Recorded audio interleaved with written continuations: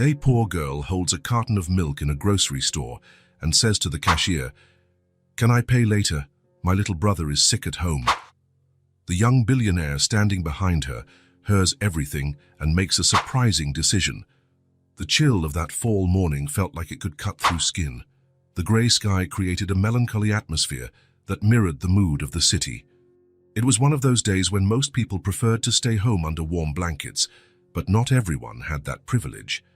In the neighborhood grocery store, the employees moved slowly, as though the cold had frozen their movements. The place was almost empty, except for a few hurried customers who dashed in and out, escaping the biting wind whistling outside. Emily walked in alone, her small footsteps barely audible on the ceramic floor. She was only 5 years old, but her eyes held a seriousness that didn't belong to childhood. She wore a faded blue coat, far too big for her frail body, most likely inherited from someone else.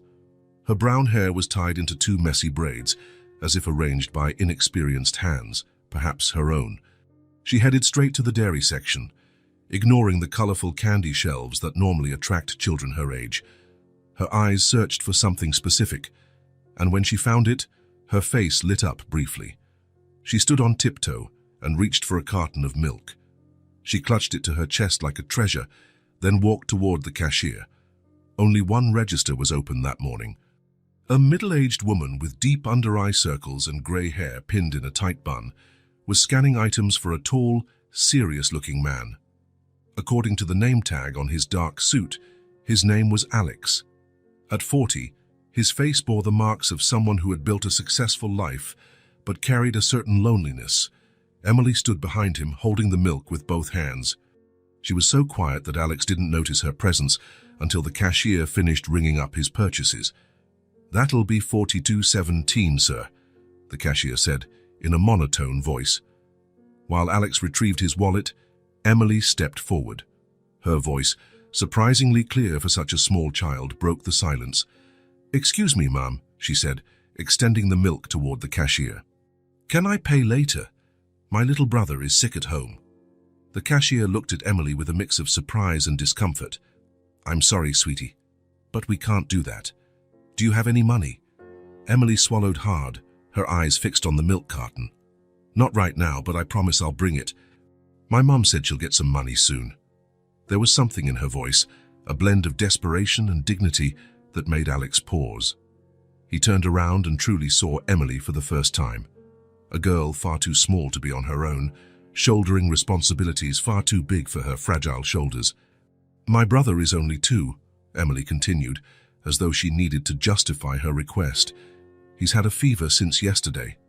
The cashier sighed, clearly torn between the store's rules and compassion.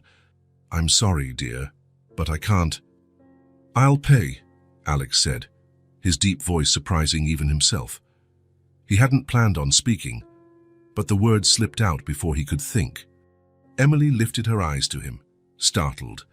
They were large brown eyes that seemed to take up half her thin face. She hadn't asked for his help or even noticed him until now. She had simply spoken, with an honesty that adults rarely show. "Add the milk to my total," Alex told the cashier, who quickly nodded. "You don't have to," Emily said, her pride bigger than her need. "I can come back another day." Alex crouched down to her level. Up close, he noticed the freckles across her small nose and the slight tremble of lips trying hard to stay firm. "It's okay," he said gently. "Sometimes all of us need a little help. When you can, you help someone else in return, all right?" For a moment, Emily just looked at him, as if assessing his sincerity. Then she slowly nodded. "I promise," she said, with the solemnity of someone making a sacred vow. Alex paid for his groceries and handed the milk to Emily, who held it as if it was something precious. "Thank you," she said, her voice now softer. "My brother will get better now." And before Alex could say anything else, she took off running, disappearing through the grocery store door. He stood there for a moment, a strange mix of emotions stirring inside him.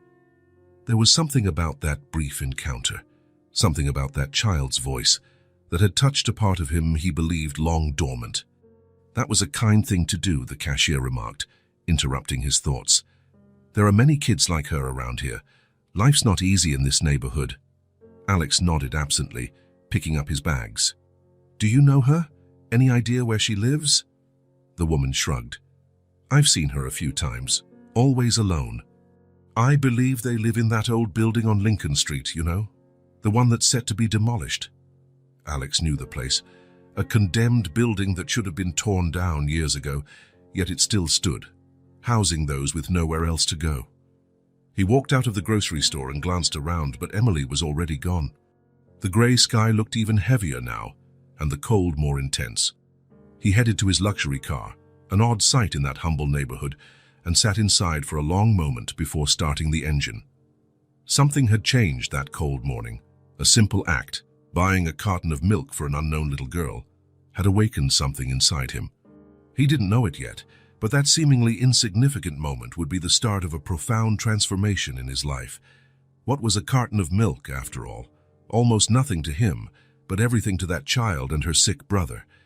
Driving back to his empty apartment, he couldn't get Emily's big, serious eyes out of his mind, nor the promise she had made with such solemnity. When you can, you help someone else. Alex couldn't imagine, at that moment, how those words would come back to him in ways that would change his life forever. Alex couldn't sleep. It was the third consecutive night he lay tossing and turning, the image of Emily's brown eyes appearing every time he closed his own. He glanced at the clock on the nightstand, 3:17 a.m. With a sigh, he got up. His apartment on the 20th floor offered a privileged view of the city. Lights flickered in the darkness like artificial stars.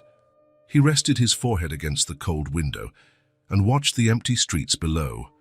Somewhere out there, maybe not too far away, was Emily. Was she sleeping? Had she managed to help her sick brother? He poured himself a glass of water and sat on the black leather couch that had never really had visitors. Important contracts waited on the coffee table for his signature. Alex owned a real estate development firm. He bought land, erected buildings, sold dreams wrapped in concrete and glass. He was good at what he did. He was wealthy. He was respected. And he was completely alone. It hadn't always been that way.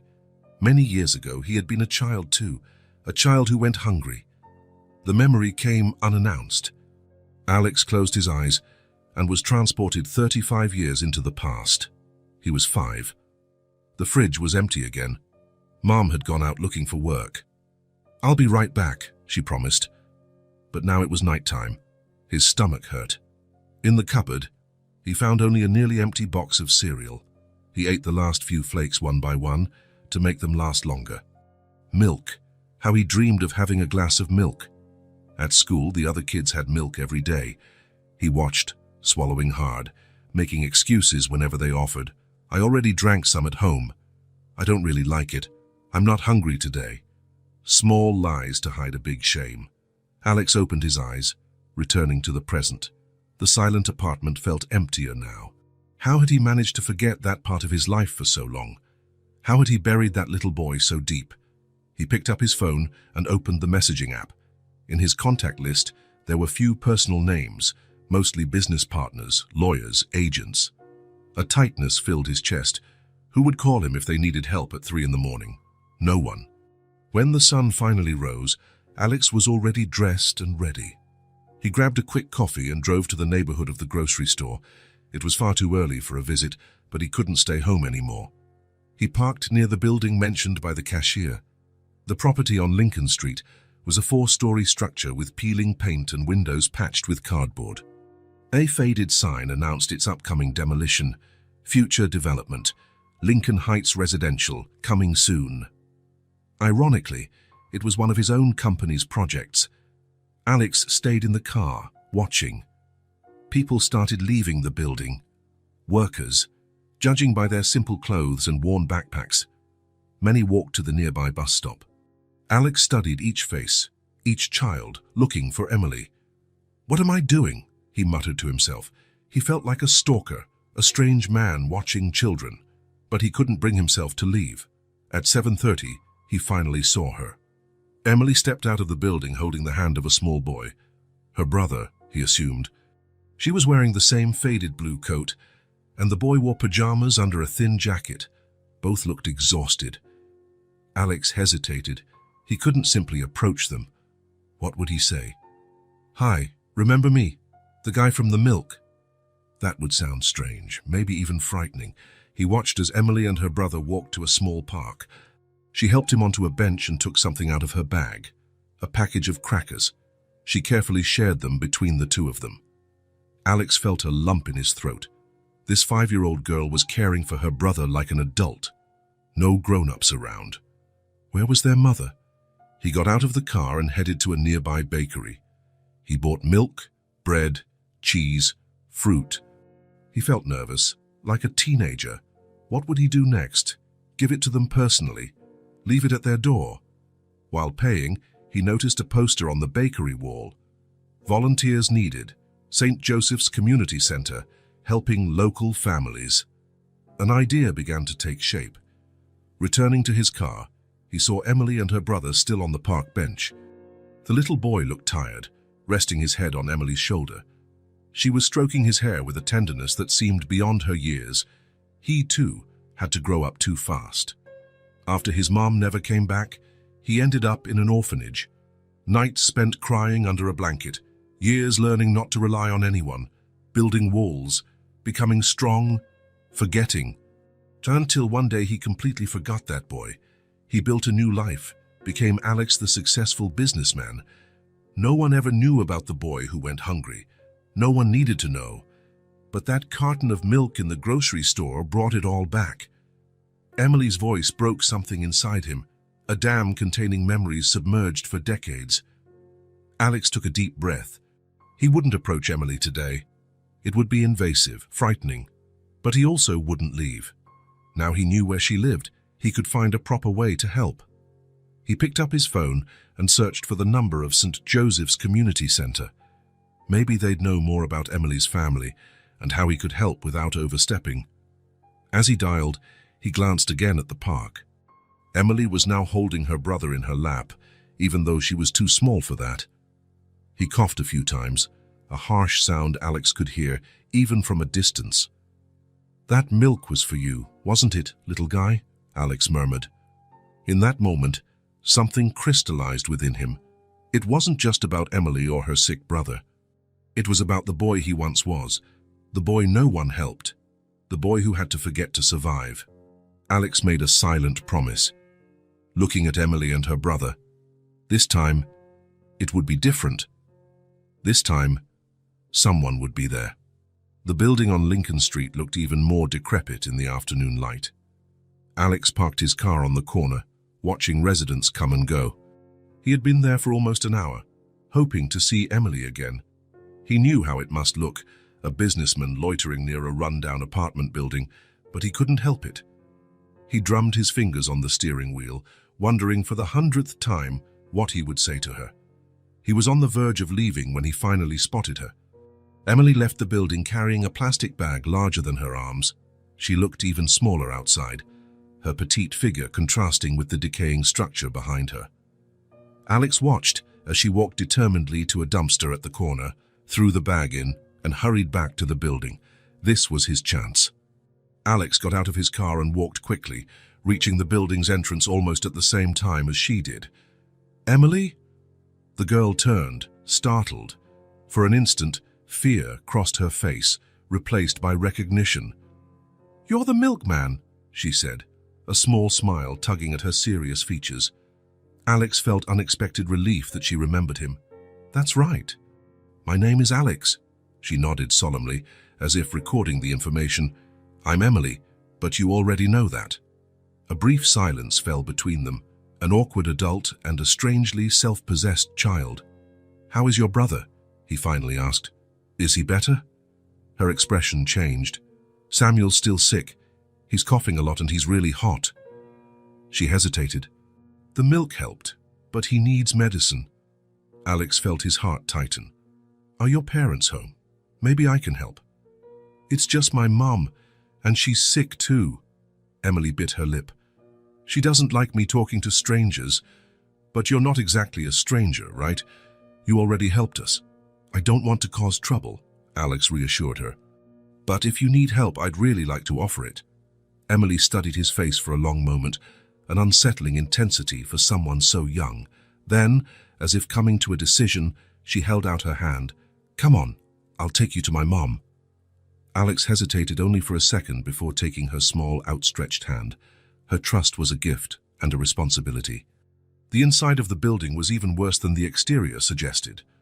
The hallway lights were broken, and a damp, moldy smell permeated everything. Ignoring the clearly out-of-service elevator, Emily led him up the stairs. They climbed 4 flights, she hardly showing any fatigue while Alex realized how out of shape he was. "This is it," she announced, stopping in front of a door with the number 407 painted by hand. Without knocking, Emily turned the knob and walked in. "Mom? I brought someone, the man who bought milk for Samuel." The apartment was small, essentially one room divided by a makeshift partition. It was immaculately clean despite its evident poverty. A young woman stood up from the couch, where she had been sitting next to a sleeping boy. She was clearly once beautiful, but now looked exhausted and unwell. She couldn't have been older than 28, yet her eyes looked far beyond her years. "Emily," she whispered, shooting Alex a wary look. "What did I say about bringing strangers in?" "But Mom, he's not a stranger. He's the one I told you about, from the grocery store." The woman coughed, covering her mouth with an already used tissue. "I'm sorry, sir. My daughter sometimes—" Another cough interrupted her. "No need to apologize," Alex said quickly. "If anything, I should apologize for just showing up. I'm Alex Harrison." He realized his surname and appearance likely meant nothing here. A relief, in a way. In his business world, the name Harrison opened doors. Here, it was just a name. "Luciana Silva," she replied, still guarded. "What do you want?" Her directness was welcome. Alex decided to be equally frank. "I saw Emily at the grocery store a few days ago. She was trying to buy milk for your sick child." He gestured to the sleeping boy. "I paid for it but got worried. Today I came by and found her. I know it seems strange, but I'd like to help, if you'll let me." Luciana narrowed her eyes. "Why? What do you get out of this?" It was a fair question. In his world, nobody did anything without expecting something in return. "I was once in a situation like yours," he answered simply. "Not exactly the same, but I know what it's like to need help and have no one." The sincerity of that response seemed to surprise her. On the couch, Samuel, who must have been the boy, coughed and stirred restlessly. It was a worrying sound, a rough noise from such a small chest. "He needs a doctor," Alex observed. "I know," Luciana said with a mix of frustration and desperation. "We went to the emergency room 2 days ago, waited 5 hours for the doctor to say it was just a cold and send us home with cough syrup." Emily leaned against her mother. "Mum, Samuel's worse, and you are too." Luciana stroked her daughter's hair automatically, but her body tensed with another coughing fit. Alex noticed how she tried to muffle the sound, as if refusing to admit she was also ill. "Ms. Silva, Luciana," he corrected himself. "I have a friend who's a doctor. I can take you to see him right now. A private clinic. No cost to you." "We don't accept charity," she shot back immediately, though her voice trembled a little. Alex recognized that pride, the same that had kept him going in his worst moments. "It's not charity, it's—" He searched for the right words. "It's a helping hand, like the one nobody offered me when I needed it." Samuel started to cry, a weak sound interrupted by more coughing. Emily rushed to him, placing her small hand on his forehead. "Mom! He's burning up!" Luciana moved too quickly and became dizzy, stumbling. Alex instinctively reached out, steadying her. She was so light that she offered little resistance. "Please," Alex insisted, "let me help. At least let me take your son to the doctor." The conflict was visible on her face, fear of trusting a stranger against the desperate need to help her child. Samuel was crying louder now, the fever clearly high. Emily watched her mother, eyes pleading for a decision. "Fine," Luciana relented at last. "But just Samuel." "Mom," Emily interjected with surprising seriousness, "you're sick too. You haven't eaten properly in days." Alex noticed how Emily spoke, not like a worried child, but like a caretaker. How many times had this 5-year-old had to be the grown-up in the house? Emily's right, he said gently. You both need to be seen. Luciana still hesitated, but another coughing fit seemed to drain her resistance. She nodded silently. Alex called Dr. Martin while Luciana packed a small bag for Samuel. Emily, with startling efficiency, helped her mother, anticipating what was needed without asking. The clinic is about 20 minutes from here, Alex explained. Dr. Martin will wait for us, even though it's after normal hours. Why are you doing this? Luciana asked quietly, her voice low so Emily couldn't hear. No one does something like this without wanting something in return. Alex hesitated. How could he explain something he barely understood himself? When I was Emily's age, I went hungry. There was no one to help me. He paused. Seeing your daughter in that grocery store, asking for milk for her sick brother, something in me just woke up. Luciana's gaze softened slightly. I've spent years trusting no one. It's hard to believe someone just wants to help. I get it, Alex replied, and I'm not asking you to fully trust me. I'm just asking for a chance to help. Samuel began to stir, whimpering with fever. Emily comforted him as best she could. Doctor. Martin's clinic was modern yet cozy, quite different from crowded public hospitals. By the time they arrived, the place was nearly empty. Martin had arranged to see them after regular hours. Alex, it's been a while, greeted the doctor, a man in his 40s with prematurely grey hair and kind eyes. His smile softened when he saw the family Alex brought. How you must be Samuel, he said, crouching to the boy's level as he clung to his mother.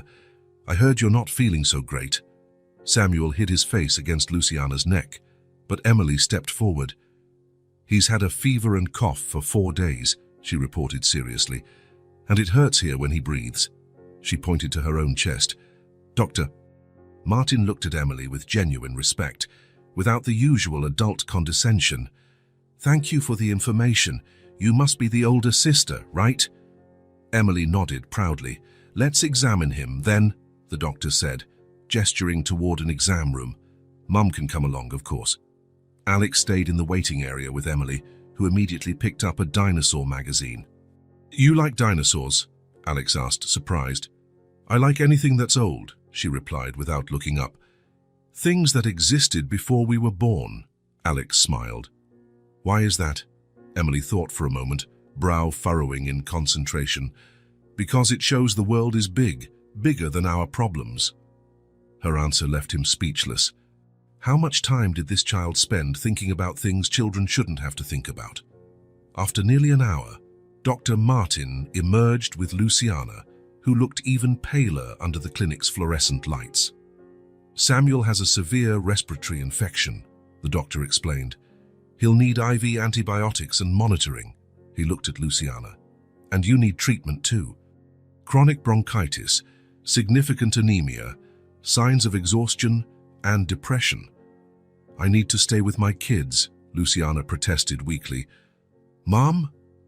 Emily's voice sounded small now, reminding everyone of her true age. You're going to get better too, right? Luciana knelt with difficulty, hugging her daughter. I'll be fine, sweetheart. Don't worry. Doctor. Martin exchanged a meaningful look with Alex. Ideally, both mother and son should be admitted for a few days, he said. Samuel absolutely needs it. As for you, he nodded at Luciana, it's strongly recommended. What about Emily? Asked Luciana, clearly worried. I have no one to watch her. Alex stepped forward. I can look after Emily while you both recover. Seeing Luciana's hesitation, he added, or we can find another option if you prefer, maybe a neighbor or relative. Luciana shook her head. We have no one. She looked at her daughter, then at Alex. How can I trust my child to someone I hardly know? The question hung in the air. It was valid, more than valid. In her place, Alex would probably think the same thing. Emily, however, had her own opinion. Mom, Mr. Alex is good. He bought the milk for Samuel, remember? And now he brought us to the doctor. Sweetie, it's not that simple. You always say I should trust my instincts, Emily persisted, and my instincts say he's good. Luciana gave a faint smile. Using my own words against me, Dr. Martin intervened gently. If it helps, I can confirm I've known Alex for over 20 years. He's an honest man. He thought for a moment. And my wife could drop by regularly to check on Emily. Alex nodded. And you can call any time to speak to her. We can visit you both in the hospital every day. Luciana still looked exhausted, too drained to fight. She glanced at Samuel, sleeping restlessly in her arms, his breathing labored. Then at Emily, who watched her with those large, serious eyes. How long would we need to stay? For Samuel, at least 3 days, answered the doctor. For you, I'd recommend the same, possibly more, depending on how you respond to treatment. Another long moment of hesitation. Then Luciana looked directly at Alex. If anything happens to her, I'll protect Emily as if she were my own daughter, Alex promised solemnly. You have my word. Something in the firmness of his voice seemed finally to convince her. Luciana nodded slowly. All right, but I want to talk to her every day, and I want you both to visit. Of course, Alex agreed immediately. Every day. Admission procedures were surprisingly fast. Within an hour, Samuel was settled in the pediatric wing, already receiving IV medication. Luciana was taken to another floor, reluctant to leave her son, but eventually persuaded by Dr. Martin's insistence that her own recovery was vital. Before being taken to her room, Luciana said goodbye to Emily in private. Alex stood at a distance, respecting their moment. But he could see the intensity of the embrace, the whispered words, the controlled tears of both. When they finally separated, Emily walked over to Alex with renewed determination. Mom said I have to be brave, she announced, and that I need to show you how I like my sandwich and which story I need to hear before I go to sleep. Alex smiled, feeling a strange mix of emotions. I'll make notes on everything. Dr. Martin placed a hand on Alex's shoulder. They're in good hands now, don't worry. Thank you, Martin, really. Don't thank me, I'm just glad to see you caring for someone like this. It's been a while since I saw that spark in your eyes. Alex wasn't sure how to respond. Instead, he turned to Emily. Ready to go? Emily nodded, but, before taking his hand, looked at the doctor. You're going to take good care of my mom and brother, right? Dr. Martin crouched again, looking into her eyes. I promise I'll do everything I can so they get better quickly. She considered his answer for a moment, then nodded, apparently satisfied. She took Alex's hand and together they headed for the exit. In the car, as they left the hospital, Emily was quiet, gazing out the window. Alex respected her space, understanding that despite her maturity, she was still a 5-year-old who had just been separated from her mother and brother for the first time. Everything will be okay, Emily, he finally said, hoping to comfort her. She turned to him, her eyes reflecting the city lights.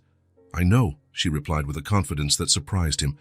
You showed up at the grocery store right when we needed you, and you showed up again now. Good things always come back. My mom taught me that.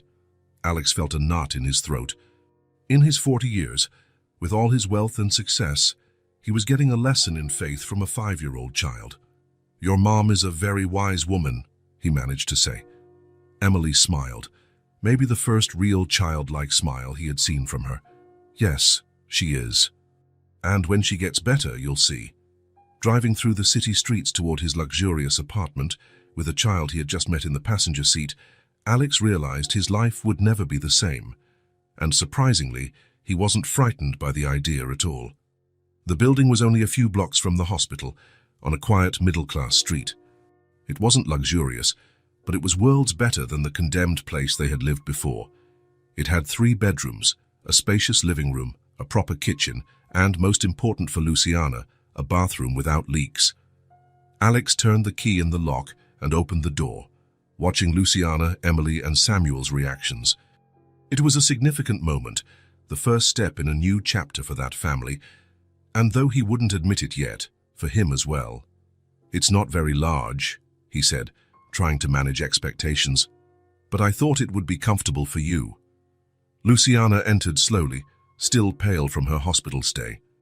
It had been 5 days since Samuel was discharged, and only 2 since she herself was released. The medication was helping, but full recovery would take time. It's beautiful, she murmured, touching the wall as though she couldn't believe it was real. Emily, on the other hand, was more suspicious than amazed. She held her brother's hand firmly, scanning the place as if looking for traps. "Can we go in, Mom?" she asked in a quiet voice.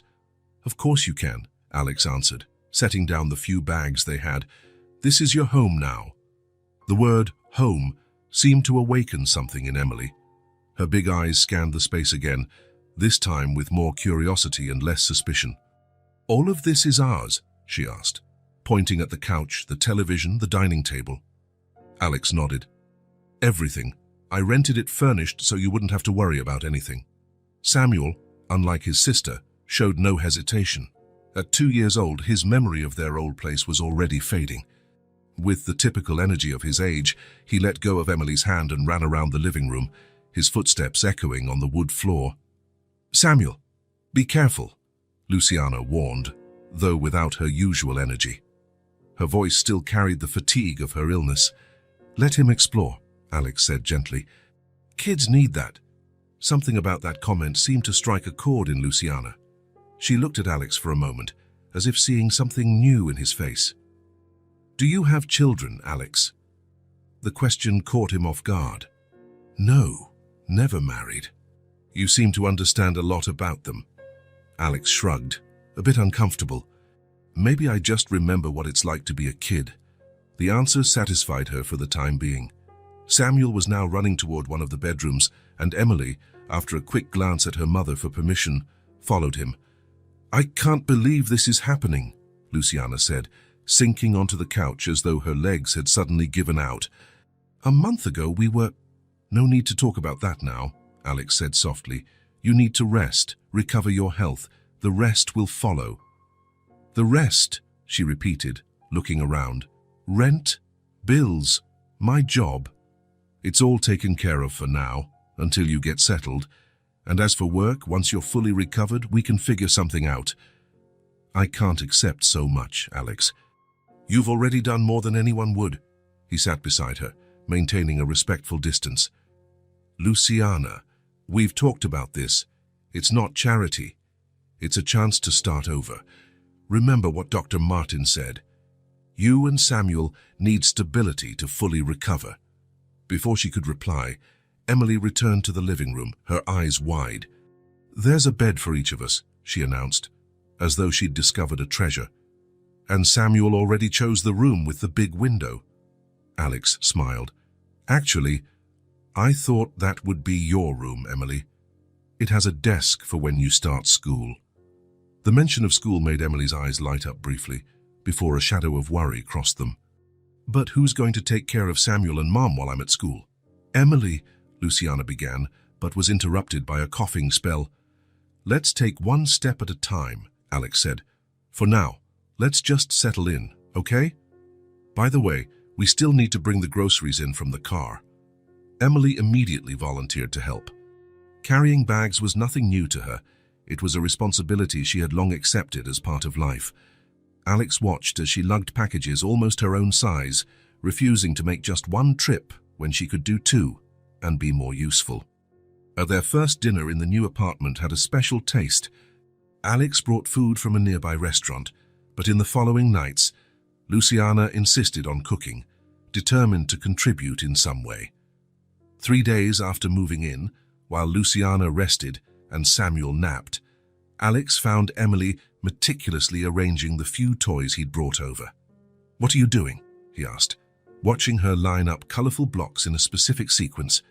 "Storing them," she answered simply, "so they'll last longer." Alex felt the now familiar twinge in his chest. Emily treated toys like scarce resources that had to be preserved, not objects of fun.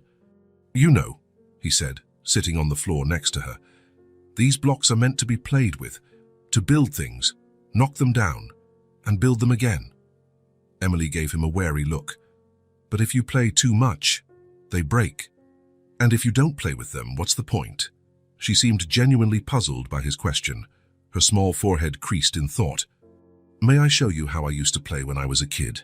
Alex offered. After a moment's hesitation, she nodded. Alex began stacking the blocks into a deliberately unstable tower. "Now comes the fun part," he said, winking. "We see how long it'll stay up." "But it'll fall," Emily protested. "Exactly. That's the fun." When the tower finally collapsed with a satisfying crash, Samuel woke up and came running, drawn by the noise. Instead of scolding them, he joined in.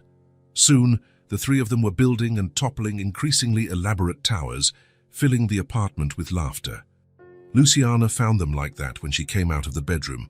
Alex lying on the floor, the children practically on top of him, surrounded by scattered blocks and near-constant laughter. "What happened here?" she asked. No reproach in her voice, just surprise.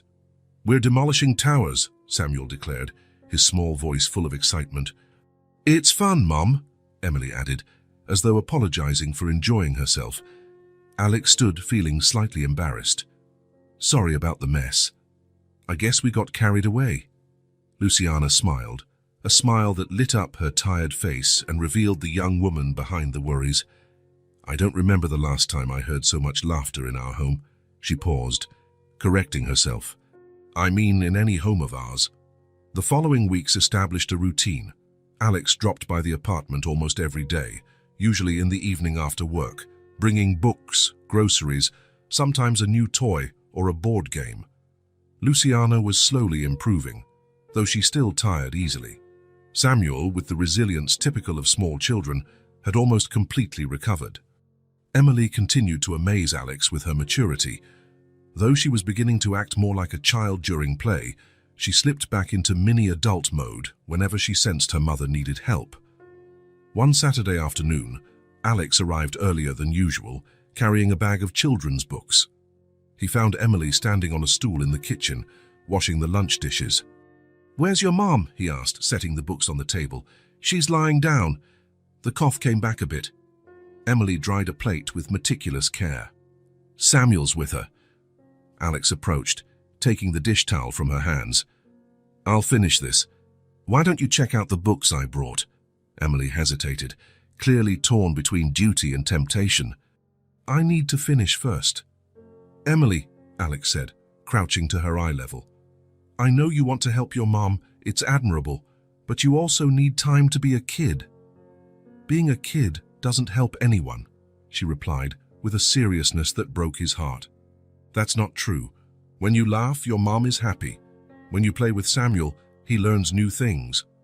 Being a kid is your job right now."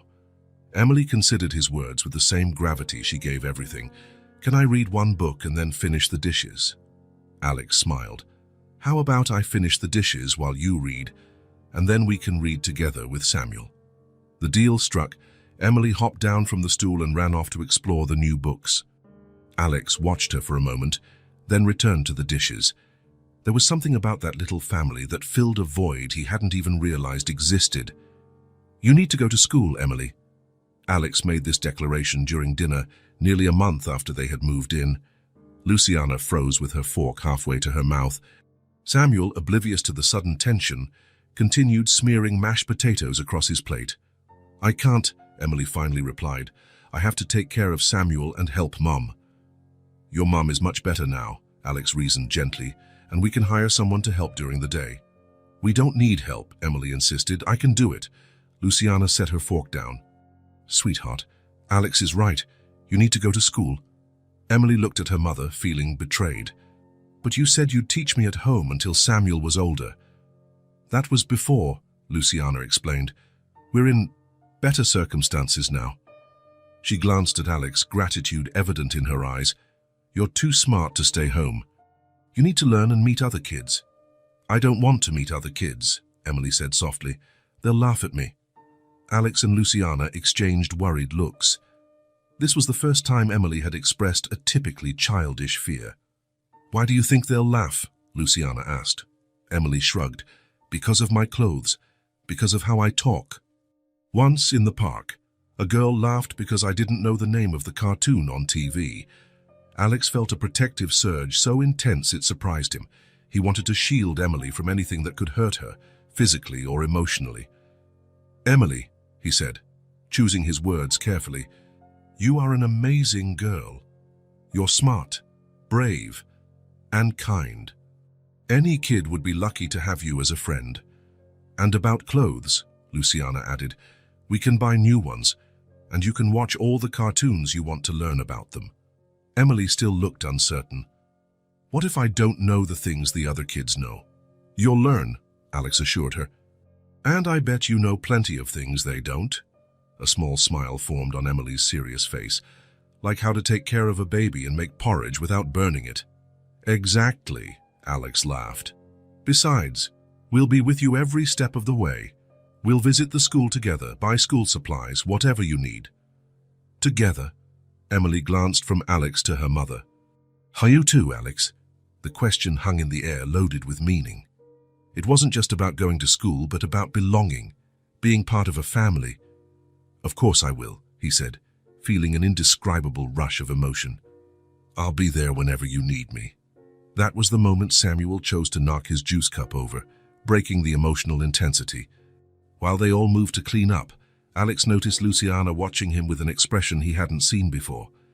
An amalgam of gratitude, affection, and something else not yet spoken. Later, after the children were in bed, Alex was preparing to leave when Luciana stopped him at the door. Thank you, she said simply. Not just for the apartment, the medical treatment or the material things, but for bringing life back to the kids, especially Emily. I didn't do anything extraordinary, he replied, uncomfortable with her thanks. Just what anyone would do. Luciana shook her head. We both know that's not true. What you did, what you're doing, changed our lives. For a moment, they stood in silence, only a few inches apart, separated by invisible barriers neither quite knew how to dismantle. You've become important to them, Luciana continued. To us. Her words hung between them, filled with unspoken possibilities. Alex felt an urge to close that distance, but he held back. It was too soon, and there was too much at stake. You're important to me too, he finally admitted, more than I ever thought possible. They said goodnight with the promise that he'd return the next day to begin searching for a school for Emily, driving back to his own apartment, which now seemed strangely empty. Alex acknowledged a truth that had been forming for weeks. He was no longer just a benefactor, a kind stranger helping a family in need. Without noticing, he had become part of that family, and, more surprising still, that family had become part of him. The building was only a few blocks from the hospital, on a calm, middle-class street. It wasn't luxurious, but infinitely better than the condemned one where they had lived before. It had 3 bedrooms, a spacious living room, a well-equipped kitchen, and most importantly for Luciana, a bathroom without leaks. Alex turned the key in the lock and opened the door, watching Luciana, Emily, and Samuel's expressions. It was an important moment, the first step in a new chapter for that family and, though he wouldn't admit it yet, for him too. It's not very big, he said, trying to manage expectations, but I thought it'd be comfortable for you. Luciana stepped in slowly, still pale from her hospital stay. It had been 5 days since Samuel was discharged, and only 2 since she had been. The medication was working, but full recovery would take time. It's beautiful, she murmured, touching the wall as if she couldn't believe it was real. Emily, however, looked more suspicious than astonished.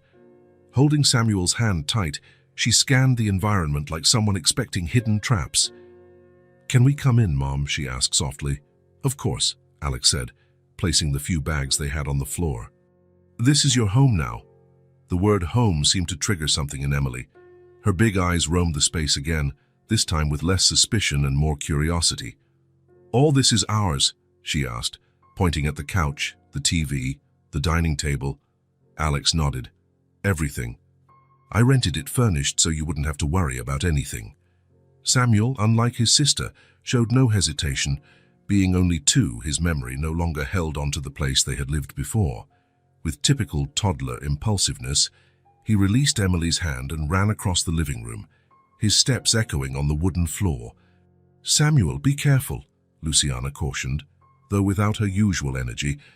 Her voice still bore the exhaustion of her illness. Let him explore, Alex said gently. Kids need that. The comment seemed to reveal something new to Luciana. She looked at Alex for a moment, as though really seeing him. "Do you have kids, Alex?" The question caught him by surprise. "No. I've never been married." "You seem to understand them well." Alex shrugged, uncomfortable. "Maybe I just remember what it's like to be a child." She seemed satisfied with that for the moment. Samuel ran off to one of the bedrooms, and Emily, after a quick glance at her mom, followed him. "I can't believe this is happening," Luciana said, sitting on the couch as if her legs had given out. "A month ago, we were—" "You don't have to talk about that now," Alex said gently. "You need rest. Recover your health. The rest will follow." "The rest?" she echoed, looking around. "Rent, bills, my job. It's all sorted until you settle in. And about work. Once you've fully recovered, we can figure it out. I can't accept so much, Alex. You've already done more than anyone would." He sat beside her, maintaining a respectful distance. "Luciana, we've talked about this. It's not charity, it's an opportunity to start over. Remember what Dr. Martin said. You and Samuel need stability to recover fully." Before she could respond, Emily came back to the living room, eyes wide. "There's a bed for each of us," she announced, as though she'd found a treasure. "And Samuel already chose the room with the big window." Alex smiled. "Actually, I thought that could be your room, Emily. There's a desk in there for when you start school." The mention of school made Emily's eyes light up for a second, before a hint of worry dimmed them. "But who's going to take care of Samuel and Mom when I'm at school?" "Emily," Luciana began, but was stopped by another coughing fit. "One step at a time," Alex said. "For now, let's just get settled, okay? Besides, we still need to bring in the groceries from the car." Emily immediately volunteered. Carrying bags was second nature to her, a duty she had long accepted. Alex watched her carry bundles nearly her own size, refusing to make fewer trips when she could do more. Their first dinner in the new apartment was special. Alex brought food from a local restaurant, but in the following days, Luciana insisted on cooking, wanting to contribute somehow. 3 days after moving in, while Luciana was resting and Samuel was napping, Alex found Emily meticulously organizing the few toys he had brought. "What are you doing?" he asked, seeing her arrange colorful blocks in a certain sequence. "I'm putting them away," she answered simply, "so they'll last longer." Alex felt that familiar ache in his chest. Emily treated toys like precious, limited supplies, not items meant for fun. "You know," he said, sitting on the floor beside her, "these blocks are meant to be played with, to build all kinds of things. Knock them down, build them again." Emily eyed him skeptically. "But if you play a lot, they break. And if you don't play with them, what's the point?" She seemed genuinely perplexed, her brow furrowed in thought. "May I show you how I used to play when I was your age?" Alex offered. After a moment, she nodded. Alex began building an intentionally wobbly tower. "Now for the fun part," he said, giving her a playful wink. "Let's see how long it stays up." "But it'll fall," Emily protested. "Exactly. That's where the fun is." When the tower finally collapsed with a satisfying crash, Samuel awoke and came running, drawn by the noise. Rather than scold them, he eagerly joined in. Soon, all three were building and toppling towers, laughter echoing throughout the apartment. Luciana found them this way upon leaving the bedroom. Alex sprawled on the floor, the children practically climbing on him, blocks scattered everywhere, and laughter that wouldn't stop. "What happened here?" she asked, though there was no reprimand in her voice, just surprise. "We're knocking down towers," Samuel announced gleefully. "It's fun, Mom," Emily added, as though apologizing for having a good time. Alex stood slightly embarrassed. "Sorry about the mess." "I guess we got carried away," Luciana smiled, a warmth lighting up her weary face, revealing the young woman beneath the burdens. "I can't recall the last time I heard such laughter in any of our homes." The following weeks established a comfortable routine. Alex would visit most evenings after work, sometimes bringing books, groceries, a new toy, or a board game. Luciana recovered slowly, still tiring easily, while Samuel, with typical toddler resilience, was almost fully healed. Emily continued to surprise Alex with her responsibility. Though she played more like a child when he was around, She instantly resumed her mini-adult role whenever her mother needed assistance. One Saturday, Alex arrived earlier than usual with a bag of children's books. He found Emily standing on a stool in the kitchen, washing lunchtime dishes. "Where's your mom?" he asked, placing the books on the table. "She's lying down." The cough came back a bit, Emily replied, carefully drying a plate. "Samuel's with her." Alex stepped closer, took the dish towel from her, and said, "I'll finish up. Why don't you check out the books I brought?" Emily hesitated, torn between duty and curiosity. "I need to finish first." "Emily," Alex said, crouching to her level, "I know you want to help your mom, and that's admirable. But you need time to be a kid, too." "Being a kid doesn't help anyone," she replied, her serious tone breaking his heart. "That's not true. When you laugh, your mom feels better. When you play with Samuel, he learns new things. Being a kid is your job right now." Emily weighed his words with the same gravity she gave all things. "Can I read one book and then finish washing?" Alex grinned. "How about I wash while you read, and then we can read together for Samuel?" Deal struck. Emily hopped off the stool and ran to the books. Alex watched her briefly before turning back to the dishes. Something about this small family filled a void he hadn't realized he had. "You need to go to school, Emily." Alex made this statement during dinner nearly a month after she'd moved in. Luciana froze mid-bite. Samuel, unaware of the tension, continued playing with his mashed potatoes. "I can't," Emily replied after a moment.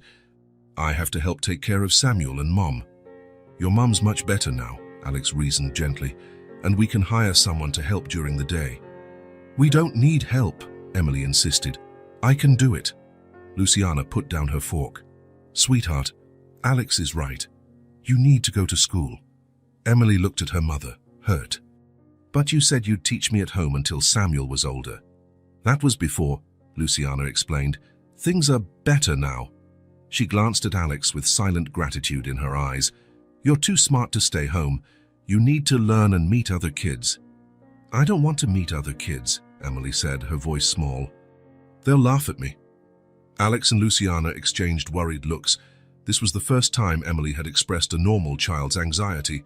"Why would they laugh?" Luciana asked. Emily shrugged. "My clothes. How I talk." One time at the park, a girl laughed because I didn't know the name of some TV cartoon. Alex felt a fierce protective instinct surge within him, surprising even himself. He wanted to shield her from any pain, physical or emotional. "Emily," he said, choosing each word, "you're an incredible girl, smart, brave, and kind. Any kid should feel lucky to be your friend." "And about clothes," Luciana added, "we can buy some new ones, and you can watch all the shows you want to learn about them." Emily still looked uncertain. "What if I don't know the stuff other kids know?" "You'll learn," Alex reassured her. "I bet you know plenty that they don't." A small smile finally curved Emily's lips. "Like how to take care of a toddler and cook porridge without burning it." "Exactly," Alex laughed. "And we'll be with you every step of the way. We'll go see the school together, shop for supplies, anything you need." "Together?" Emily looked from her mother to Alex. "You too, Alex?" The question hovered, carrying deeper significance than just starting school. It was about belonging, about being a family. "Of course," he said, feeling an unnameable emotion well up inside him. "I'll be there whenever you need me." Samuel chose that moment to tip over his cup of juice, breaking the tension. As they hurried to clean up, Alex noticed Luciana looking at him with an expression that blended gratitude, affection, and something unspoken. Later, after the children were in bed, Alex prepared to leave, but Luciana stopped him at the door. "Thank you," she said simply, "not just for the apartment, or the medical care or material things, but for bringing life back to the kids, especially Emily." "I haven't done anything extraordinary," he said, feeling uncomfortable at her appreciation. "Just what anyone would do." She shook her head. "We both know that's not true. What you did and are still doing has changed our lives." For a moment, they stood there, mere inches apart, separated only by invisible barriers they hadn't yet learned to cross. "You've become important to them," she continued. "To us." Her words hung in the air, full of unspoken possibilities. Alex felt an urge to close the gap between them, but he held himself back. It was too soon, there was too much at stake. "You're important to me too," he finally admitted. "More than I ever expected." They said their goodbyes, with the promise that he'd return the next day so they could look for a school for Emily. Driving back to his own place, which now felt strangely empty and impersonal, Alex realized a truth that had been forming for weeks. He was no longer merely a good Samaritan helping a family in need. Unknowingly, he had become part of that family. And even more surprising, that family had become part of him. Fall progressed, and with it came a quiet transformation in Alex's life. Each day he spent taking Emily to school or visiting Luciana and the kids in their modest apartment. His eyes opened to a reality that had always been there, but which he'd never truly seen. It was on a perfectly ordinary Tuesday, waiting for Emily at the school gate, that Alex noticed a young woman with 2 small children. She wore a mended coat and worn-out shoes, but the children had neatly pressed uniforms. The older child, perhaps 7, was also carrying her younger sibling's backpack. She had that same look Alex now recognized, the look of a child forced to grow up too fast. "That's Carla and her kids," commented Emily's teacher, Mrs. Winters, a kindly woman in her 60s who joined him at the gate. "They're in a tough spot, but she tries so hard to keep them in school." "I know that look," Alex murmured, almost to himself. "What look?" "The one where she's carrying the world on her shoulders." Mrs. Winters regarded him with renewed interest. "Most people don't notice." "I didn't either until I met Emily," Mrs. Winters sighed. "I have at least 5 kids like that in my class, each with their own story, hunger, violence, abandonment. They do what they can to hide it, but a perceptive teacher knows." Something stirred within Alex. "What happens to them?" "Some manage to get help. Most—" She shrugged. "The system fails them. It always has." That night, Alex couldn't sleep. Mrs. Winters's words echoed in his mind, mingling with his own childhood memories and Luciana's stories of struggle.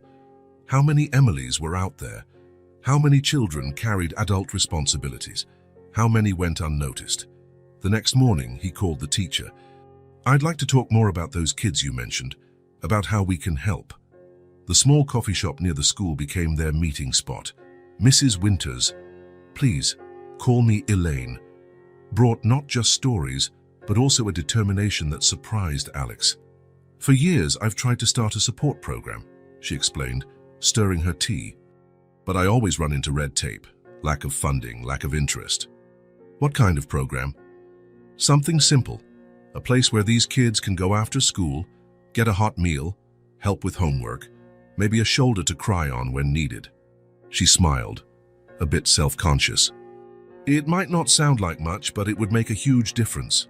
Alex thought of Emily, of how she soaked up every book he gave her, every moment of attention, every chance just to be a kid.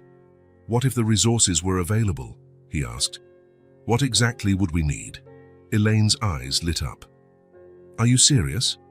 "Completely." "Doctor." Martin listened to Alex's proposal attentively, twirling a pen between his fingers. "A community center for families in vulnerable situations," he summarized after Alex finished.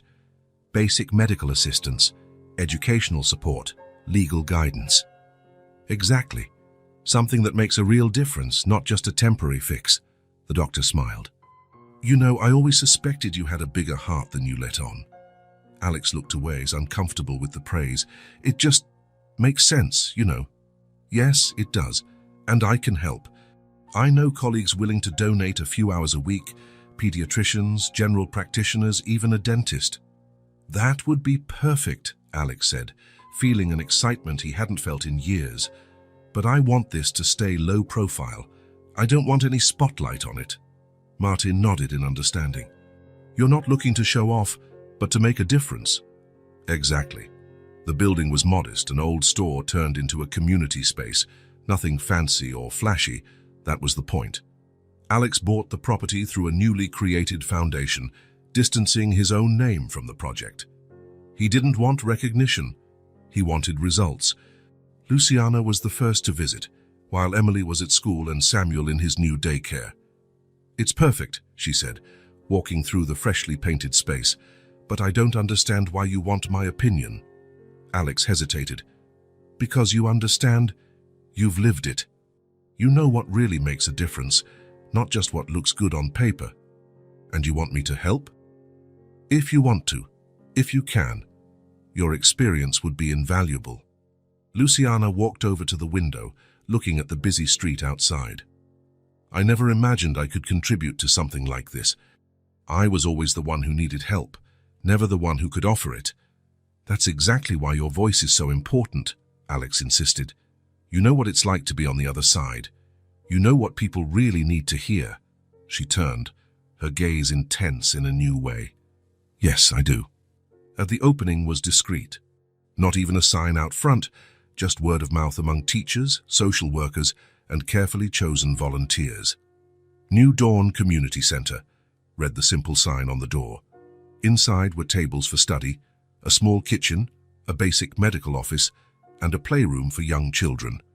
On the first day, only 2 families showed up, a young mother with an autistic child seeking guidance, and an unemployed father trying to keep his daughters in school while looking for work. Elaine Winters greeted them with hot tea and homemade cookies. Dr. Martin assessed the autistic child, suggesting affordable therapies. A volunteer lawyer explained the father's legal rights. And Luciana just sat with them, listened, shared her own story. "I thought I was alone," the young mother said, eyes brimming with tears. "I never imagined anyone would understand."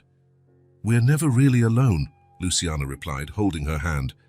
"We just need to find the right people," Alex observed from the sidelines, preferring to stay in the background. There was a dignity to this place he didn't want to disrupt with his presence. Mutual recognition among people who understood each other's struggles. In the following weeks, visitors increased slowly, one family at a time. They weren't just seeking material help, Alex realized, but also something more intangible. The feeling they weren't forgotten, that their voices mattered. Elaine organized tutoring and homework clubs. Dr. Martin and his colleagues offered free checkups once a week. Lawyers, nutritionists, and psychologists, an expanding network of professionals, each donated a few hours of their time. And at the heart of it all was Luciana. The shy, reserved woman Alex met months ago became a different person at the center. She spoke with authority, empathy, and knew each family by name, understood each hardship. "You have a gift," Alex remarked one night as they closed up. "A real gift for connecting with people?" Luciana smiled, one free of the shame and fear she once carried. "I guess I just see myself in them. And I know sometimes all we need is someone who truly listens." Alex nodded thoughtfully. "Voices nobody was hearing." "What?" "That's what we're doing here, listening to people whose voices have always been ignored."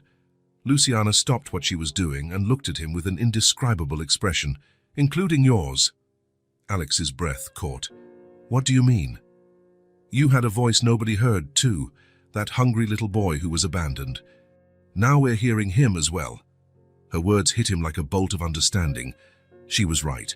In helping these families, these children, he was also healing the child within himself who had been hurt for so long.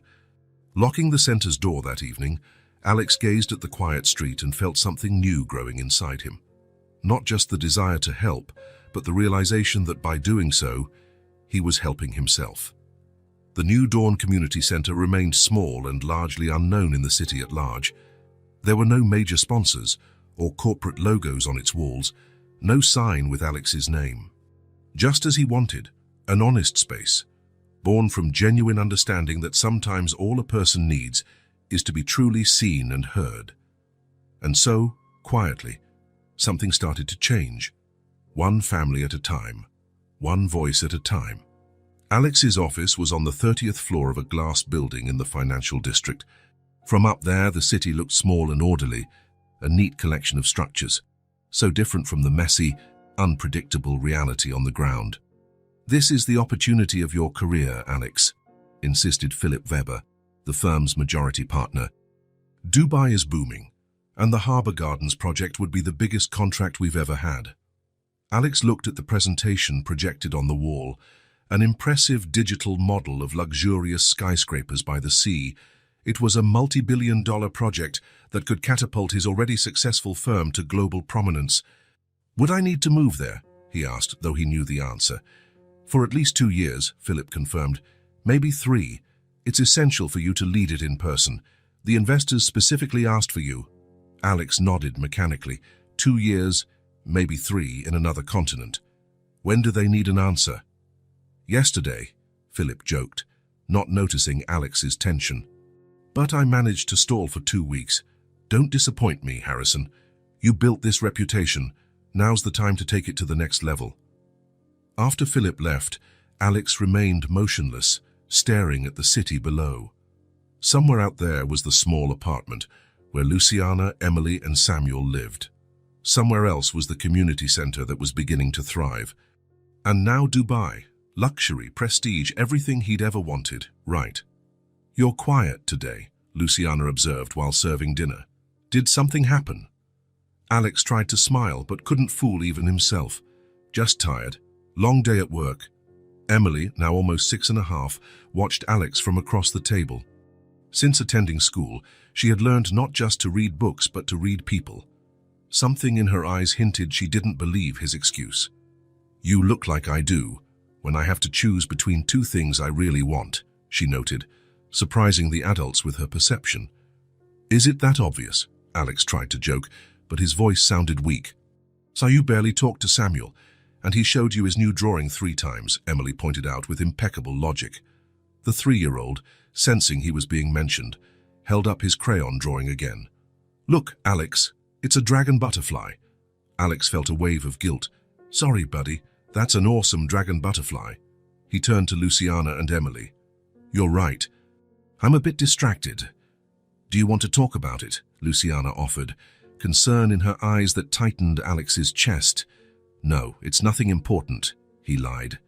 "Just some decisions at work." Luciana only nodded, but Alex knew she didn't believe him.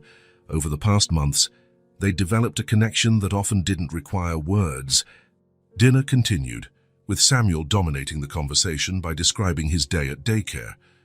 But Alex could feel both Luciana and Emily's worried gazes on him. The next few days were a lesson in ambivalence. By day, Alex sat through meetings about Dubai, absorbing details, asking technical questions, performing as the dedicated professional he'd always been. By night, he dropped in on Luciana and the children, or visited the community center, where more and more families found help. 2 worlds colliding, 2 versions of himself in conflict. "You look like a ghost," Dr. Martin commented during a quick coffee break at the hospital. "What's going on?" Alex explained the situation in a neutral tone, as though it were just another business decision. "I see," said the doctor. "What's stopping you from accepting? It sounds like the opportunity you've always wanted." "It is what I always wanted," Alex admitted, "or at least what I thought I wanted." Martin waited, giving him space to continue. 6 months ago I would have jumped at it," Alex went on, fiddling with his coffee cup.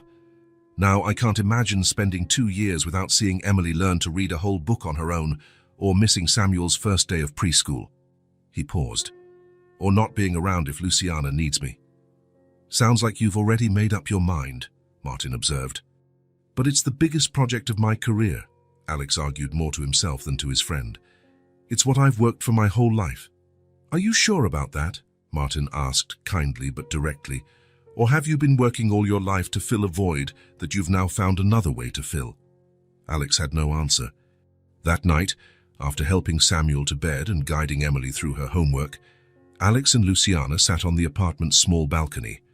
Silence hung between them, heavy with unspoken words. "You're leaving, aren't you?"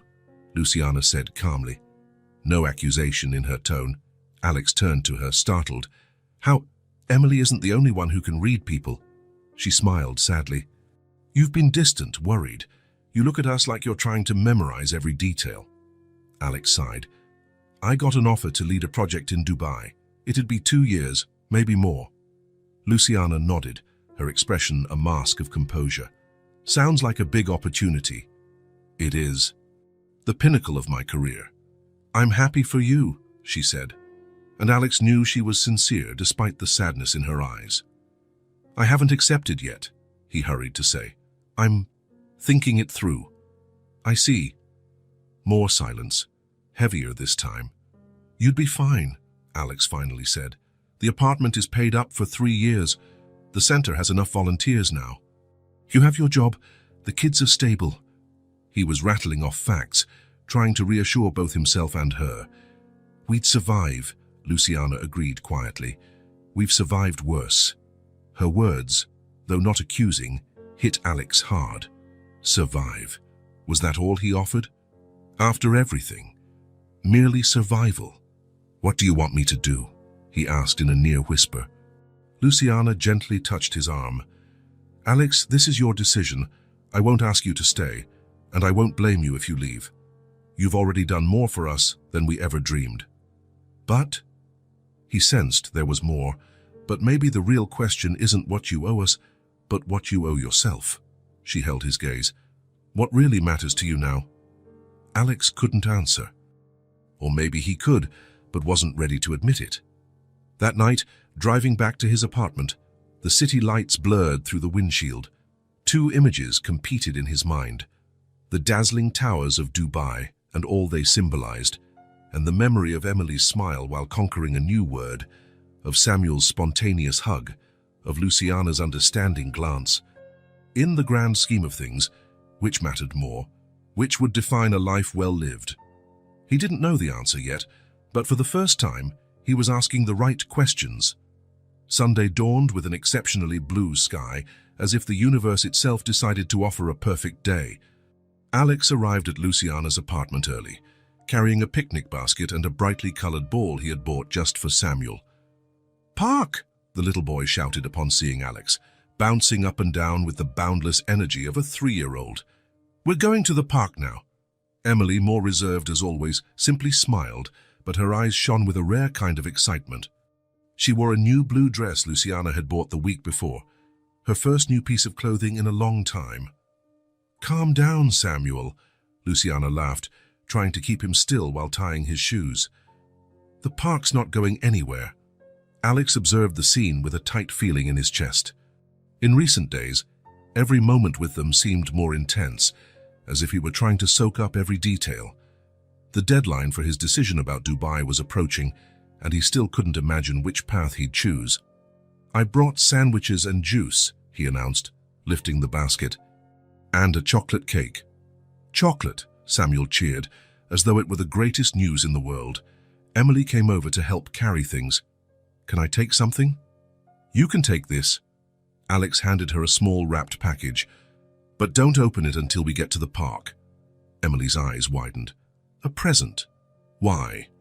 "It's not my birthday." "Do I need a reason to give presents?" Emily considered that question seriously. "I guess not. But grown-ups usually need reasons for everything." Alex chuckled. "You're right. Maybe I'm learning to be less of a grown-up." The park was a few blocks away, centered around an artificial lake and a large playground. Although Alex had passed by it hundreds of times, he had never really noticed it. It was strange how the simplest things were invisible when they weren't part of your life. Samuel ran ahead the moment he spotted the swings, his laughter echoing like music. Emily, ever cautious, looked to her mother for permission before following him. "Go ahead," Luciana encouraged. "We'll be right there at that picnic table." Alex watched, enthralled, as Emily, usually so composed, suddenly let go. She chased Samuel, her braids bouncing, her laughter, a sound he had rarely heard, mingling with his. "It's the first time I've seen her really run," he commented, helping Luciana spread a cloth over the wooden table. "She rarely had the chance," Luciana replied, following her daughter with her eyes. "She was always too busy taking care of us." A note of sadness crept into her voice, the guilt Alex knew she carried despite his constant reassurances. "She's an amazing kid," he said. "You both are. Thanks to you, they can finally be just kids." Alex shook his head. "Not me. You're the one who kept them together, taught them to be strong when things were at their worst." Luciana opened the basket, avoiding his gaze. "You still haven't decided about Dubai, have you?" Her abrupt shift of topic took him off guard. "No. The final meeting is on Tuesday. What's holding you back?" Alex looked at the children playing. Samuel was now hanging upside down on a bar while Emily stood close, ready to catch him if he fell. "All of this," he said simply. "All of you." Luciana nodded, unsurprised. "What did you want before you met us? What drove you back then?" He paused. What had he wanted? Success, recognition, proof that he had transcended his origins, that he'd never again be the hungry, invisible boy. "I guess I wanted to prove something," he admitted, "mostly to myself." "And now?" Alex didn't answer immediately. Instead, he called the children over to open the small package Emily still carried. She carefully unwrapped it, revealing a professional watercolor set and a high-quality sketchbook. "Wow," she whispered, touching the paints reverently. "They look like the ones in my school's art room." "Your teacher told me you have real talent," Alex explained. "I thought you might like to explore it." Emily looked at him, her eyes shining with an emotion too big for her little body. She said nothing, just hugged him, brief but intense. It was the first truly spontaneous hug she had ever given him. "Let's paint the lake," Samuel exclaimed, already trying to open the paint box. "Easy, we should eat first," Luciana reminded him, smiling at his excitement. Their picnic felt like they were in a joyful bubble. Samuel devoured his sandwich in record time, anxious to get back to playing. Emily ate slowly, her eyes wandering to the new watercolor set. They talked about trivial things. Emily's classes, new words Samuel was learning, Luciana's volunteer work at the community center. At some point, Samuel asked to return to the swings. Alex offered to take him while Emily stayed behind to start painting. "Higher," Samuel yelled as Alex pushed the swing. "Higher, I want to touch the sky." Alex laughed, gently pushing. Samuel's face was pure happiness, eyes bright with the rush of flying ever higher. It was a perfect moment, one Alex knew he would always remember. After several minutes, Samuel hopped off and ran to see what Emily was painting. Alex stayed back a moment, watching the small family, his family in a way, gathered around the picnic table under a large leafy tree. Luciana stood up and walked toward him. She stopped by his side, both watching the children who were now focused on painting. Samuel was trying to mimic Emily's brushstrokes, creating colorful splotches on paper. "You never answered my question," she said softly. "What do you want now?" Alex looked at her face that had regained color and light in the past months, at eyes no longer filled with constant worry. "This," he replied simply. "Moments like this." Luciana smiled, a smile that lit her entire face. Then she said something that pierced deep into his soul. "You saved us, but you also let yourself be saved." Her words hovered between them, simple and true. Alex felt his eyes sting with unexpected tears. She was right. By reaching out to Luciana and the children, he had also allowed them to rescue him from loneliness, from emptiness, from the endless pursuit of something that would never fill the hole inside him. No reply was needed. In the quiet hush of that Sunday afternoon, with Samuel and Emily's laughter as a backdrop, both knew a truth had been acknowledged, one that could change everything. The office was silent at that early hour. Alex arrived before 7, wanting some solitude before the day began. The city outside was just waking up, lights flicking on as the sky gradually brightened. He sat at his desk and opened his laptop. The Dubai contract email was flagged as urgent, waiting for his digital signature. Next to it, on the glass tabletop, was a folder with the project details, sky-high financial projections, cutting-edge architectural designs, a list of international contacts who would be part of the team. Everything he had ever wanted professionally, just one click away. Alex opened the top drawer and took out a framed picture Emily had given him the previous week. It was a child's drawing of a yellow house with 4 figures holding hands out front. Emily, Samuel, Luciana, and Alex. "Our family," read the handwritten caption in bright, slightly uneven letters. For several minutes, he looked at that drawing, then at the computer screen, then back at the drawing. Images from the day at the park replayed in his mind, along with Luciana's words and Samuel's laughter, and Emily's sudden hug. At last, he opened a new email. Recipient: Philip Weber and the Board of Directors. Subject: Dubai Project. The message was concise, After careful consideration, I must decline the opportunity to lead the Harbour Gardens project in Dubai. I believe the firm will succeed with another project leader, and I am available to assist during the transition. My decision is personal and final. Thank you for the trust you have placed in me. Sincerely, Alex Harrison. He read it once. Then he clicked send. There was no hesitation in that final moment, no last-minute doubt, only a sense of relief, as if he had set down a heavy burden he'd been carrying for far too long. His phone rang less than 3 minutes later. Of course, it was Philip. "Alex, what the hell is this? Hell? You're joking, right?" "Good morning, Philip." Alex's voice was calm, calmer than he'd felt in weeks. "No, I'm not joking. Do you realize what you're throwing away? This project would put your name on the global map." "I understand the opportunity. I've just decided it's not the path I want." "Is this because of that little charity project of yours? Or that family you adopted?" Philip's voice dripped disdain. "You can still do all that and lead in Dubai. Hire a team to run your community center. Pay someone to look after those people." Alex felt a surge of anger, but he kept it under control. "It doesn't work like that, Philip. And that's the point. You don't get it. So make me understand. We've worked together for almost 15 years. I've seen you sacrifice everything for success. Now, when it's finally within reach, you're turning your back on it." Alex glanced again at Emily's drawing. "I'm not turning my back on success. I'm redefining what success means to me." Silence hung on the line for a few seconds. "You're making the biggest mistake of your career," Philip said at last, calmer but still disbelieving. "Maybe," Alex replied.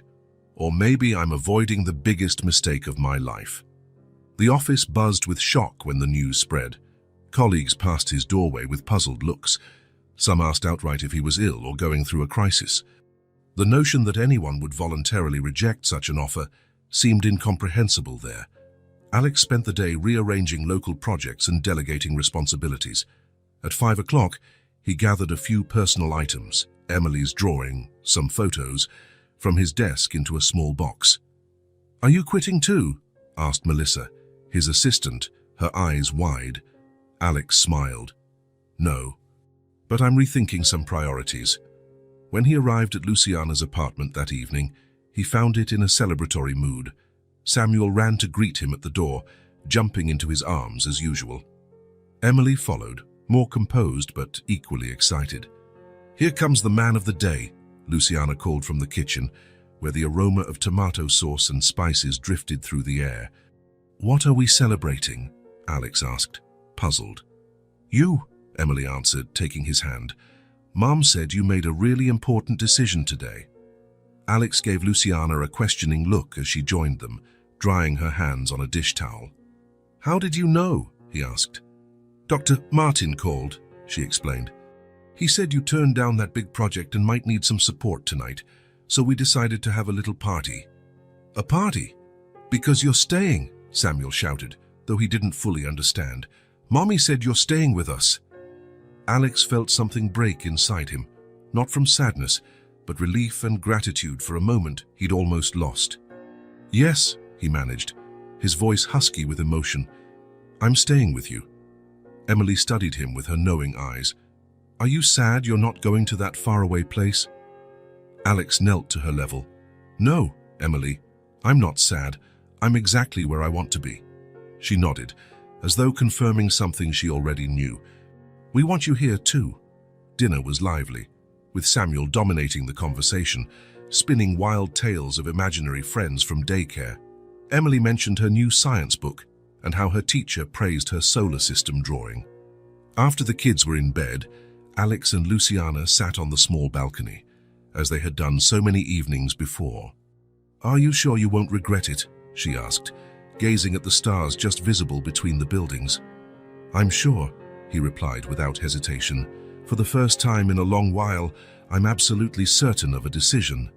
Luciana smiled. "I never imagined that day at the grocery store would change our lives like this." "Neither did I," Alex admitted. "But I'm grateful it did." The following weeks brought subtler yet profound changes. Alex reorganized his work, so he had 2 free afternoons each week to devote to the community center. One of those afternoons, while he was sorting donated children's books, Luciana showed up unexpectedly. Samuel was at daycare and Emily at school. "I want to help," she announced. Not as someone who uses the center's services, but as an official volunteer. Alex stopped what he was doing. "Are you sure? You don't have to feel obligated." "I don't," she replied with fresh conviction. "Talking to other moms here, I realized my experience might help. I understand what they're going through in a way most volunteers can't." Alex observed how much she'd changed in recent months. The fragile, frightened woman he'd first met was slowly emerging as someone strong and self-assured. "That would be wonderful," he said sincerely. "They trust you here. I was thinking of starting a support group for single mothers," she went on enthusiastically, "a place where they can openly talk about their challenges without judgment and also provide practical help, navigating assistance programs, finding reliable daycare, that kind of thing." Alex smiled, genuinely proud. "That's an excellent idea. And I'm sure Elaine would love your help with educational programs too." "Do you really think I can contribute?" Luciana asked, a flicker of her old insecurity surfacing. "I think you're already contributing more than you realize," he answered. "Your story inspires people. It gives them hope." Paragraph intentionally skipped in the original text count, continuing with the numbering as presented. 2 weeks later, Luciana led her first group meeting. 6 mothers, all in situations similar to what she had faced, sat in a circle in the center's small back room. Alex watched from a distance, not wanting to interfere, and saw her thrive in this new role. "I'm not here as an expert," she began, "but as someone who's gone through what you're experiencing, who's still going through it in many ways, but I'm also proof things can get better." The women listened intently, some nodding in recognition. "A few months ago, I was living in a condemned building with no money for food, 2 sick children," Luciana went on. "The difference was, I found people who genuinely cared, and that's who I want to be for you now, someone who truly cares." Alex quietly slipped away, leaving her to guide the group in her own style. The pride he felt had nothing to do with control, but rather with witnessing someone channel her past pain into strength for others. The elementary school was 8 blocks from the apartment. Emily, now officially enrolled in 1st grade, gripped Alex's hand tightly on her first day. She had carefully chosen her outfit, a lilac dress with new white sneakers. "What if the other kids don't like me?" she asked for the 3rd time that morning. "They'll love you," Alex reassured her. "Just be yourself." "What if I don't know the answers, or they laugh at my hair?" Alex stopped and knelt down, looking her in the eyes. "Emily, you're the smartest and bravest person I know. You've faced things way harder than a first day of school. If anyone laughs at your hair, it's because they don't yet see how special you are." She nodded solemnly, absorbing his words. "Will you pick me up after?" "I'll be right here, at noon on the dot," he promised. When the bell rang, Emily hesitated briefly, then squared her shoulders and joined her class line. Before going inside, she turned back and waved one last time. Alex waved back, fighting a lump in his throat. The hours dragged. Though he had planned to go to the office, he ended up working remotely from a cafe near the school, unwilling to stray too far. By 11:45, he was at the gate, 15 minutes early. When the bell rang at noon, children poured out in lively groups. Emily was among the last, chatting with a girl with elaborate braids. To Alex's relief, her face wore a wide smile. "This is Zoe," Emily said when she reached the gate. "She has a rock collection and knows all the planets, even dwarf planets." "Hi, Zoe," Alex greeted, happy to see Emily making friends so soon. "Emily's dad is cool," Zoe declared with typical childlike candor. "My dad never picks me up from school." Before Alex could correct the misunderstanding, Emily said goodbye to her new friend, promising to bring her astronomy book the next day. "How was it?" he asked as they walked back. Emily thought for a moment with her usual seriousness. "It was fun. The teacher is nice, and there's a library right in the classroom. I can borrow books if I finish my work early." "That's wonderful," Alex said, genuinely pleased. "See? I told you it would be good." "You were right," Emily conceded, something she rarely did. and Zoe invited me to play at her house one day. She has a telescope. Samuel was building a tower of blocks when Alex and Luciana got home that evening. Emily immediately joined her brother, showing impressive patience in helping him. "Look, I made this for you," Samuel announced, handing Alex a crumpled paper with colorful scribbles vaguely resembling a human figure. "It's beautiful, Samuel," Alex praised, treating it with utmost seriousness. "Is that a self-portrait?" "No, silly," Samuel giggled. "It's you. See? Your hair is like this, and you're big and strong." "Oh, right. I see the resemblance now," Alex teased. "I'll keep it forever." Samuel grinned, satisfied, and went back to stacking blocks. After a few moments of intense concentration, he spoke without looking up. "Dad, can you help me build a taller tower? I can't reach." Time seemed to freeze. Alex glanced at Luciana, who looked as stunned as he felt. Samuel continued stacking blocks, unaware of the impact of that one word. "Sure, buddy," Alex finally answered, his voice catching slightly. "Let's build the tallest tower in the world." As he joined the children on the floor, Luciana laid a gentle hand on his shoulder. A simple gesture, but full of meaning. No words were needed. That night, helping Samuel with his tower, watching Emily draw a solar system chart to show her new friend, Alex felt certain he'd made the right choice. Dubai, the international project, global fame. None of it compared to what he'd found here in this little apartment, with this family that, by some miracle, had become his own. For the first time in his life, he wasn't chasing success. He realized success was already there, in Samuel's small hands offering him a block, in Emily's proud smile as she showed her homework, in Luciana's gaze that conveyed more than words ever could. He had stayed, and staying, he now understood, was the bravest and best decision he'd ever made. The kitchen calendar had a red circle drawn around October 17th. Samuel had insisted on marking it himself, using one of Luciana's pens, and making the circle so large it nearly covered the entire week. Emily's birthday, he had scrawled in shaky letters, proud of his newly learned writing skills. On that morning, Alex woke earlier than usual. He'd barely slept, tossing and turning with a sweet kind of anxiety, like a child on Christmas Eve. Emily's 7th birthday wasn't just a milestone for her. It also marked exactly 1 year since everything in his life had changed. 1 year since that cold morning when a little girl, far too young to be alone, had asked if she could pay for a carton of milk later because her baby brother was sick at home. He got up before dawn, quietly getting ready. He and Luciana had planned that he'd arrive before Emily was awake to help with the preparations. It would be a simple celebration, just family and a few school friends. Emily was adamant that she didn't want anything extravagant, only the people who truly mattered. The bakery was already open when Alex arrived to pick up the cake. He'd considered ordering something elaborate, maybe with a space theme, since Emily was currently fascinated by astronomy. But he remembered how she preferred simple, genuine things. So, he chose something more understated. A chocolate cake with white frosting, topped with a few blue sugar stars, her favorite. "For your daughter?" asked the baker, carefully placing the cake in a box. "Yes," Alex replied without hesitation.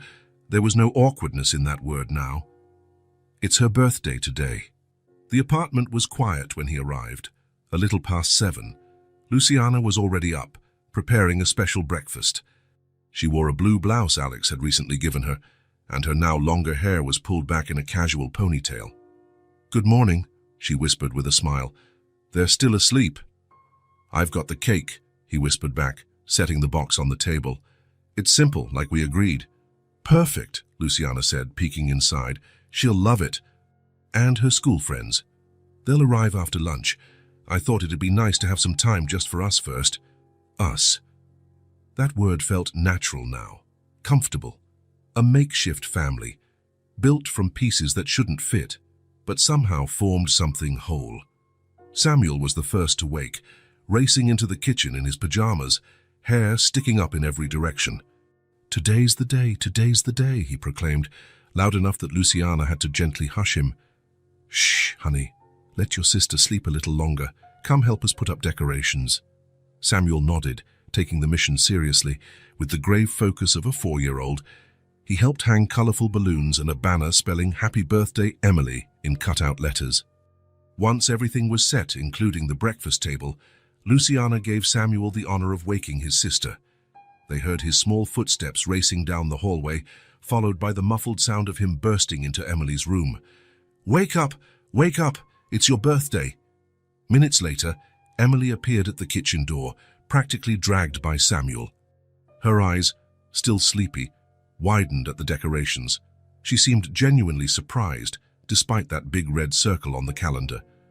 "Happy birthday," Alex and Luciana said together. For a moment, Emily stood motionless, taking it all in. Then a slow smile bloomed, lighting up her entire face. This wasn't her usual polite smile, but something deeper, more authentic. "Thank you," she said, suddenly shy with all the attention. Breakfast turned into a little celebration. Luciana had made star-shaped pancakes, and Alex brought Emily's favorite fruit juice. They chatted about the friends who would arrive later and the presents she might receive. Emily ate with unusual gusto, her eyes darting occasionally to the decorations, as if she wanted to remember every detail. After breakfast, Alex gave her his gift, a hardcover set of astronomy books filled with detailed illustrations of constellations and planets. "For that future astronomer in you," he said as she reverently flipped through the pages. "They're beautiful," she breathed, pausing on an image of the Milky Way. "Thank you, Dad." The word was still new on her lips. Unlike Samuel, Emily had taken longer to use it, as though testing its weight and meaning before committing. Each time she said it, it felt deliberate, chosen. The morning passed peacefully. Emily read aloud from her new books to Samuel, who tried his best to pay attention to the explanations of black holes and dwarf stars, though he was clearly more drawn to the colorful pictures. The small party started after lunch. 6 of Emily's school friends showed up with their parents, carrying presents in bright wrapping paper. Among them was Zoe, now her best friend, who arrived with an oversized box containing a build-your-own solar system kit. They played games, laughed, and made the cheerful mess typical of children's parties. Alex watched Emily, no longer the solemn, burdened child he'd first met a year ago, but a girl who finally seemed comfortable in her own skin, who allowed herself to laugh out loud and run without constantly looking after others. When it was time for the cake, everyone gathered around the table. Luciana lit the 7 candles and handed Emily a handmade card decorated with carefully cut-out stars. "From all of us, with love," she said, kissing her daughter's forehead. Samuel, too excited to contain himself, leaned over the table for a better look, accidentally knocking a container of sprinkles onto the cake. "Samuel!" Luciana exclaimed, worried this might spoil the moment, but Emily just laughed. "It's even prettier now," she said, to everyone's relief. "More colors, like the Orion Nebula." Alex smiled at the reference to one of the chapters they'd read together that morning. After everyone finished singing Happy Birthday, Emily closed her eyes for a moment, clearly making a wish. Then, in one determined breath, she blew out all the candles, earning applause. "What did you wish for?" Samuel asked immediately, unable to curb his curiosity. "You can't tell," Zoe declared with authority, "or it won't come true." Emily grinned, a smile brimming with secrets and promises. While Luciana cut slices of cake, now creatively sprinkled, Emily looked directly at Alex. "It all started with milk, remember?" she said softly, her voice nearly lost in the excited chatter around them. But Alex heard it. He felt a lump form in his throat, remembering that cold morning, that tiny girl with a carton of milk, asking to pay later because her baby brother was sick at home. The moment that changed everything. He looked around, at Luciana plating the cake, at Samuel licking frosting from his fingers, at Emily's classmates chatting happily, at the cozy apartment that was now a real home. Then back to Emily, whose wise eyes waited for his answer. "I'll never forget," he said simply. Emily nodded, satisfied, as if she'd received the only confirmation she needed on her special day. She turned back to her friends, accepting their birthday wishes and plates of cake, rejoining the celebration. Alex stayed where he was for a moment, taking in the small miracle of the scene. A year ago, he was a solitary man in an empty life. Now he stood here, surrounded by laughter, the chaos of a children's birthday party and love, all because of a carton of milk. All because, for the first time in his adult life, he had stopped to listen to the small voice of someone who needed help. And in doing so, he had found more than he'd ever given. He had found a family, a home, a purpose. Some called it fate, others called it coincidence. To Alex, the name didn't matter. What mattered was that he was exactly where he needed to be. And as he had promised Emily, he would never ever forget. If this story touched your heart, subscribe to the channel and turn on notifications so you don't miss the next ones. Leave a like because it helps this story get recommended to more people. See you in the next story.